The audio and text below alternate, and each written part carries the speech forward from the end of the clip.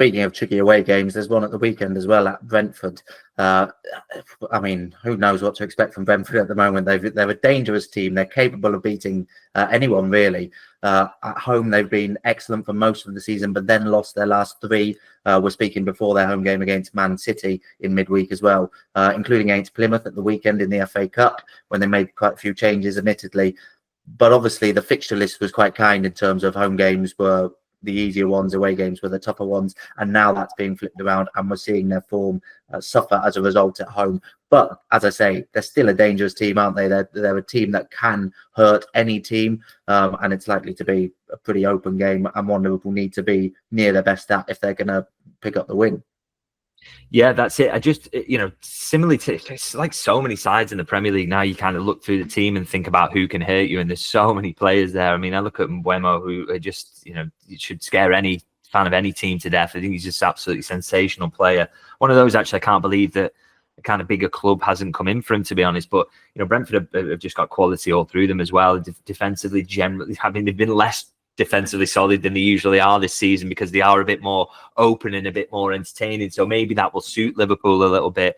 But equally, if you get into a basketball game like that, they can really, really hurt you and they can take the chances. So yeah, I think it's another one. And again, so just kind of builds into what feels like a massive week for Liverpool. I mean, if they win these two back-to-back really tricky away games, the sort of away games that, you've seen on social media, Arsenal fans maybe talk up as potential banana skins for Liverpool. If you come through that, then if you're an Arsenal supporter, if you're an Arsenal player, your shoulders perhaps slump a little bit and think, well, where are they actually going to drop points here? It doesn't look like there's many opportunities for them to do that. So yeah, a couple of really tricky away games there.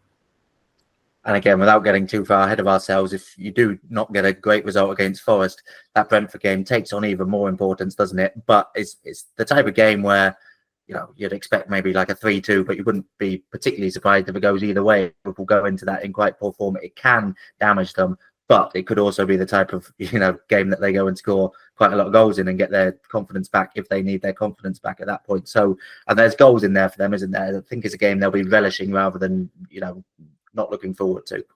Yeah, I think there's goals for them everywhere as well. We even talking about how good defensively Nottingham Forest are.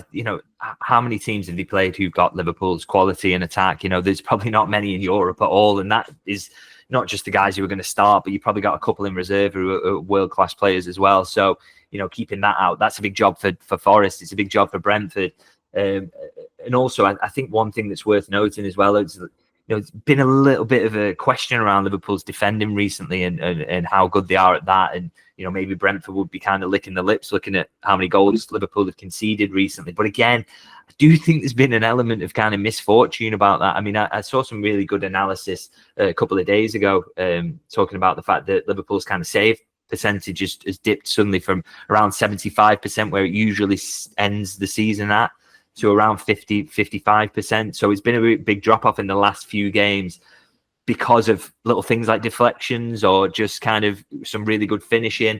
That sort of thing tends to level out. And you look at Liverpool's expected goals against, the best record in the Premier League so far. So I think people are thinking that maybe they're defensively worse than they actually are. So now is the time to kind of go and prove that. Don't give very much up in these next two away games. And then you would always imagine that Liverpool's quality that we've got can get you 1 or 2 goals in a game. So, like I say, the underlying numbers look really good for Liverpool. They've been on a little bit of a defensive blip, but it kind of just looks like one of those things maybe. So, but you have to go and prove that. You have to go and show that that's the case. And a couple of clean sheets against Forest and Brentford would go a long way, wouldn't they? And because you would think if Liverpool do that in both games, then they will probably win them because they always seem to score.